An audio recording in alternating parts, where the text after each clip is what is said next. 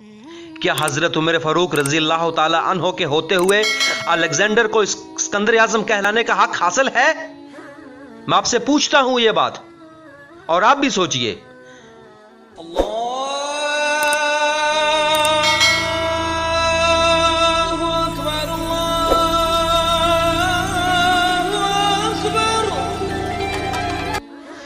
बिस्मिल्लाहिर्रहमानिर्रहीम। Daily Islamic search के मुअज़्ज़ज़ दोस्तों को हसन नज़ीर का सलाम हो। हस्बे रवायत नए आने वाले मुअज़्ज़ज़ दोस्तों से गुजारिश है कि वो हमारे चैनल को सब्सक्राइब कर दें और साथ ही बेल आइकन को भी दबा दें, ताकि हर नई आने वाली वीडियो का आपको बर वक्त नोटिफिकेशन मिल सके और आप तक इस्लामी मालूमात की रसाई मुमकिन हो सके। सिकंदर आज़म कौन था? मकदूनिया का अलेक्जेंडर या तारीख़ इस्लाम के हज़रत उमर फ़ारूक रज़ी अल्लाह ताला अन्हो? ये वो सवाल है जिसका जवाब देना आप सब पर फ़र्ज़ है। आज SMS का दौर है। मोबाइल सिस्टम चंद सेकंड्स में ख़यालात को दुनिया के दूसरे कोने में पहुंचा देता है। जदीद दौर की इस सहूलत से आप नाजरीन भी भरपूर फ़ायदा उठाते होंगे। हमने बचपन में पढ़ा था कि मकदूनिया का अलेक्जेंडर 20 साल की उम्र में बादशाह बना। 23 साल की उम्र में मकदूनिया से निकला। उसने सबसे पहले पूरा यूनान फतह किया। उसके बाद वो तुर्की में दाखिल हुआ, फिर ईरान के दारा को शिकस्त दी, फिर वो शाम पहुंचा, फिर उसने बाबल का रुख किया और फिर वो मिस्र पहुंचा, फिर वो हिंदुस्तान आया। हिंदुस्तान में उसने पोरस से जंग लड़ी, अपने अजीज अज़जान घोड़े की याद में फालिया शहर आबाद किया, मकरान से होता हुआ वापसी का सफ़र शुरू किया। रास्ते में टाइफाइड में मुब्तला हुआ और 323 कबल मसीह में 33 साल की उम्र में बख्त नसर के महल में इंतकाल कर गया। दुनिया को आज तक बताया गया कि वो इंसानी तारीख का अजीम जर्नैल, फातेह और बादशाह था, और तारीख ने उसके कारनामों की वजह से उसे अलेक्जेंडर द ग्रेट का नाम दिया। और हमने क्या किया? हमने उसे सिकंदर आज़म यानी बादशाहों का बादशाह बना दिया। क्या हजरत उमर फारूक रजी अल्लाह ताला अन्हो के होते हुए अलेक्जेंडर को सिकंदर आज़म कहलाने का हक हासिल है? मैं आपसे पूछता हूं यह बात, और आप भी सोचिए। अलेक्जेंडर बादशाह का बेटा था। उसे दुनिया के बेहतरीन लोगों ने घुड़सवारी सिखाई। उसे अरस्तु जैसे उस्तादों की सोबत मिली थी, और जब वो 20 साल का हो गया तो उसे तख्त और ताज पेश कर दिया गया था। जबकि दूसरी तरफ उसके मुकाबले में हजरत उमर फारूक रजी अल्लाह ताला अन्हो की 7 पुश्तों में कोई बादशाह नहीं गुजरा था।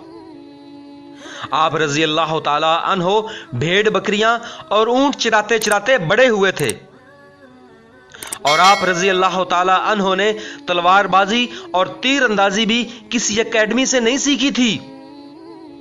सिकंदर आज़म ने ऑर्गेनाइज्ड आर्मी के साथ 10 बरसों में 17 लाख मुरब्बा मील का इलाका फतह किया था, जबकि मेरे उमर फारूक रजी अल्लाह ताला अन्हो ने 10 बरसों में ऑर्गेनाइज्ड आर्मी के बगैर 22 लाख मुरब्बा मील का इलाका फतह किया, और उसमें रूम और ईरान की 2 सुपर पावर्स भी शामिल थीं। आज के दौर में भी दुनिया के किसी हुक्मरान के पास इतनी बड़ी सल्तनत नहीं है जो हजरत उमर फारूक रजी अल्लाह ताला अन्हो ने न सिर्फ घोड़ों की पीठ पर फतह कराई थी, बल्कि इसका इंतजाम व इंसराम भी चलाया था। अलेक्जेंडर ने फतूहात के दौरान अपने बेशुमार जर्नैल कत्ल करवाए। बेशुमार जर्नैलों और जवानों ने इसका साथ भी छोड़ा। इसके खिलाफ बगावतें भी हुईं, और हिंदुस्तान में इसकी फौज ने आगे बढ़ने से इनकार भी कर दिया। लेकिन हजरत उमर फारूक रजी अल्लाह ताला अन्हो के किसी साथी को उनके किसी हुक्म की सरतापी की जुर्रत ना हुई। वो ऐसे कमांडर थे कि आपने ऐन मैदान जंग में आलमे इस्लाम के सबसे बड़े सिपाहसालार हजरत खालिद बिन वलीद रजी अल्लाह ताला अन्हो को माजूल कर दिया, और किसी को यह हुक्म टालने की जुर्रत ना हुई। आपने हजरत साद बिन अबी वकास रजी अल्लाह ताला अन्हो को कूफे की गवर्नरी से हटा दिया, آپ نے حضرت حارث بن کعب رضی اللہ تعالی عنہ سے گورنری واپس لے لی۔ آپ نے حضرت عمرو بن العاص رضی اللہ تعالی عنہ کا مال ضبط کر لیا اور آپ نے حمص کے گورنر کو واپس بلا کر اونٹ چرانے پر لگا دیا، لیکن کسی کو حکم عدولی کی جرت نہ ہوئی۔ الیگزینڈر نے 17 لاکھ مربع میل کا علاقہ فتح کیا، لیکن دنیا کو کوئی خاص نظام نہ دے سکا، جبکہ حضرت عمر فاروق رضی اللہ تعالی عنہ نے دنیا کو ایسے سسٹم دیے جو آج بھی پوری دنیا میں رائج ہیں۔ آپ رضی اللہ تعالی عنہ نے نماز فجر میں الصلاۃ خیر من النوم کا اضافہ کرایا۔ آپ رضی اللہ تعالی عنہ کے عہد میں نماز تراویح کا باقاعدہ سلسلہ شروع ہوا۔ آپ نے شراب نوشی کی سزا مقرر کی۔ آپ ہی نے سن ہجری کا اجرا کیا۔ آپ نے جیل کا تصور دیا، مؤذنوں کی تنخواہیں مقرر کی، مسجدوں میں روشنی کا مکمل بندوبست کرایا اور پولیس کا محکمہ بنایا، ایک مکمل عدالتی نظام کی بنیاد رکھی، آب پاشی کا نظام قائم کیا، فوجی چھاؤنیاں بنوائیں اور فوج کا باقاعدہ محکمہ قائم کیا۔ آپ رضی اللہ تعالی عنہ نے دنیا میں پہلی بار دودھ پیتے بچوں، معذوروں، بیواؤں اور بے آسراؤں کے وظائف مقرر کیے۔ آپ رضی اللہ تعالی عنہ نے بے انصافی کرنے والے ججوں کو سزا دینے کا سلسلہ بھی شروع کرایا۔ آپ رضی اللہ تعالی عنہ راتوں کو تجارتی قافلوں کی چوکیداری بھی کیا کرتے تھے۔ آپ رضی اللہ تعالی عنہ نے فرمایا، جو حکمران عدل کرتے ہیں وہ راتوں کو بے خوف سوتے ہیں۔ آپ صلی اللہ علیہ وآلہ وسلم کا فرمان تھا، قوم کا سردار قوم کا سچا خادم ہوتا ہے۔ آپ رضی اللہ تعالی عنہ کی مہر پر لکھا تھا، عمر نصیحت کے لیے موت ہی کافی ہے۔ آپ رضی اللہ تعالی عنہ کے دسترخوان پر کبھی 2 سالن نہیں رکھے گئے تھے۔ آپ زمین پر سر کے نیچے اینٹ رکھ کر سو جاتے تھے۔ آپ سفر کے دوران جہاں نیند آ جاتی تھی، آپ کسی درخت پر چادر تان کر سایہ کرتے تھے اور رات کو ننگی زمین پر دراز ہو جاتے تھے۔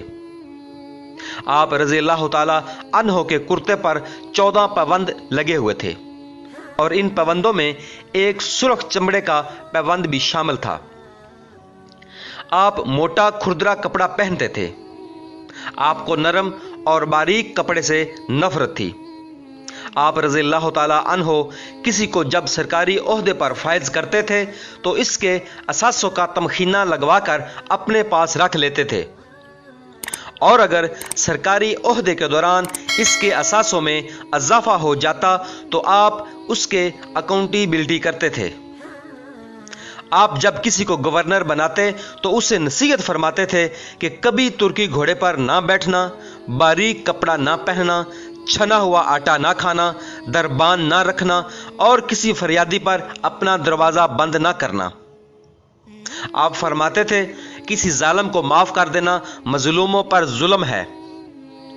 اور آپ کا یہ فکرہ آج انسانی حقوق کے چارٹر کی حیثیت رکھتا ہے کہ مائیں بچوں کو آزاد پیدا کرتی ہیں، تم نے کب سے انہیں غلام بنا لیا۔ اور آپ فرمایا کرتے تھے، میں اکثر سوچتا ہوں اور حیران ہوتا ہوں عمر کیسے بدل گیا۔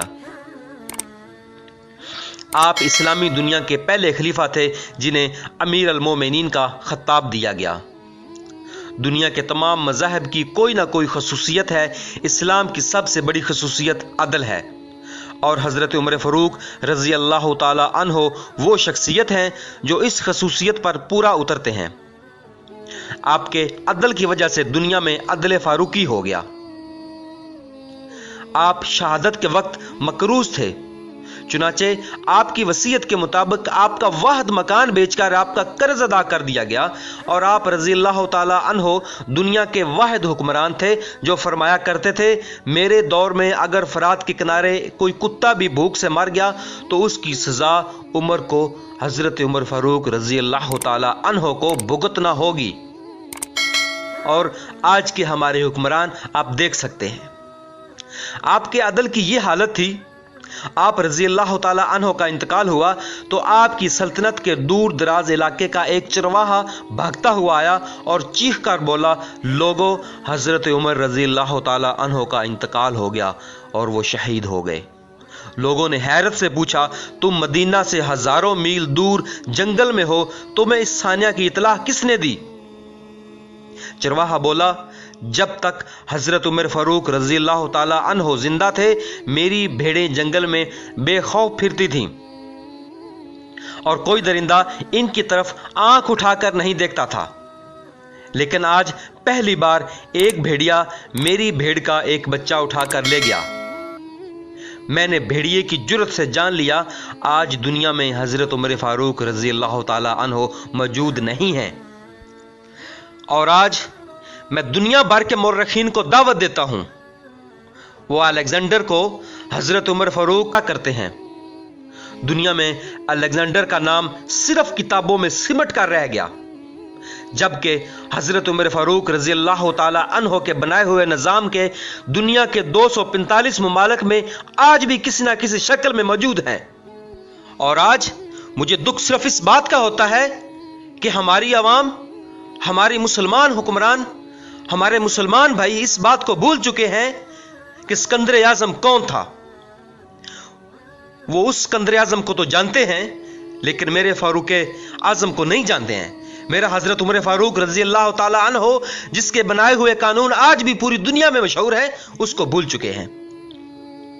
آج بھی جب کسی ڈاک خانے سے کوئی خط نکلتا ہے، پولیس کا کوئی سپاہی وردی پہنتا ہے، کوئی فوجی 6 ماہ بعد چھٹی پر جاتا ہے، یا پھر حکومت کسی معذور بچے، بیوہ یا بے آسرا شخص کو وظیفہ دیتی ہے، تو وہ معاشرہ، وہ سوسائٹی بے اختیار حضرت عمر فاروق رضی اللہ تعالی عنہ کو گریٹ تسلیم کرتی ہے۔ وہ انہیں تاریخ کا سب سے بڑا اسکندر مان لیتی ہے، ماں سوائے ان مسلمانوں کے جو آج احساس کمتری کے شدید احساس میں کلمہ تک پڑھنے سے پہلے دائیں اور بائیں دیکھتے ہیں۔ لاہور کے مسلمانوں نے ایک بار انگریز سرکار کو دھمکی دی تھی اور کہا تھا، اگر ہم گھروں سے نکل پڑے تو تمہیں چنگیز خان یاد آ جائے گا،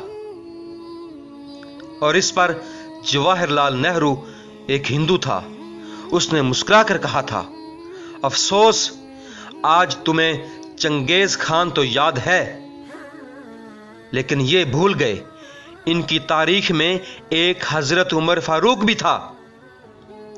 افسوس ہم آج بھی یہ بھولے ہوئے ہیں کہ ہم میں ایک حضرت عمر فاروق رضی اللہ تعالی عنہ بھی تھے، جن کے بارے میں رسول پاک صلی اللہ علیہ وآلہ وسلم نے فرمایا تھا، میرے بعد اگر کوئی نبی ہوتا تو وہ حضرت عمر فاروق۔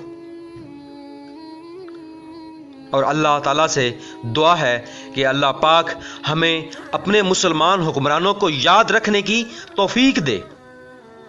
اور یہ بہت افسوس کی بات ہے کہ آج ہم کو غیر مذہب حکمران بہت یاد ہیں، ہم کو غیر مذہب حکمرانوں کی نسلیں تک یاد ہیں، لیکن ہمیں اپنے مسلمان حکمرانوں کے نام بھی یاد نہیں ہیں۔